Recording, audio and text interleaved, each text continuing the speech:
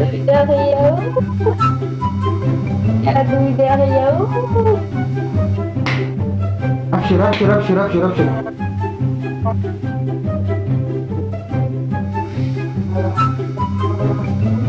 Jawab, ih. Mat dim dah jawab tu sang. Tujuan tu apa yang tinggal tu? Lo kisah keput. Woi.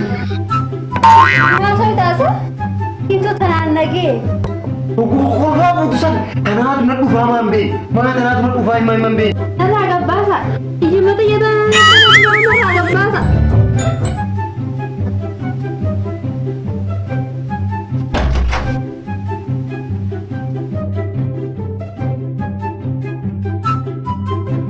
Asyhadu an la ilaha illallah.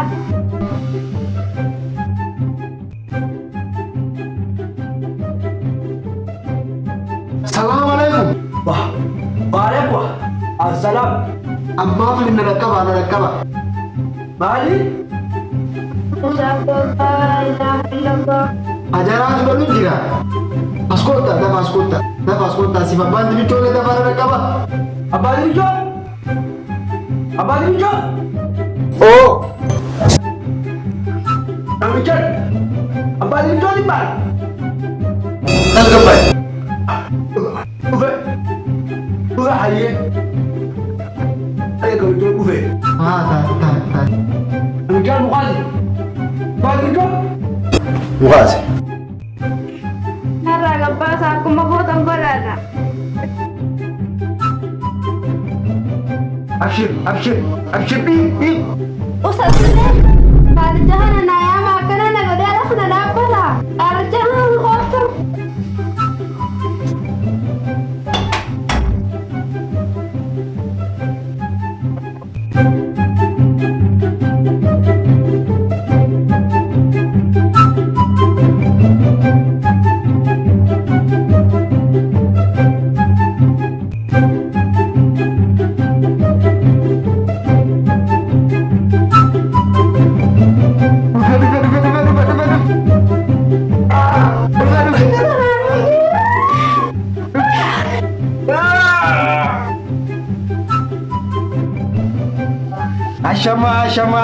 Ashama, arkafune. Asa.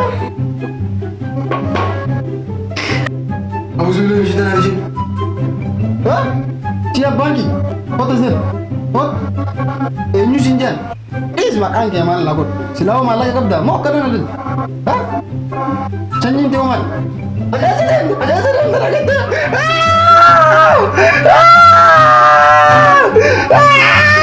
Akan itu surat jalan tu. Apa dia bisa? Kunjung ni mau silai si. Anak dia hati gerana hai. Dah dua ke mana? Na tu orang nak kisah tin, nama gagabi kafayak au be kami. Mana be na? Ati nama gagabi. Kubang khaluai sati. Oh.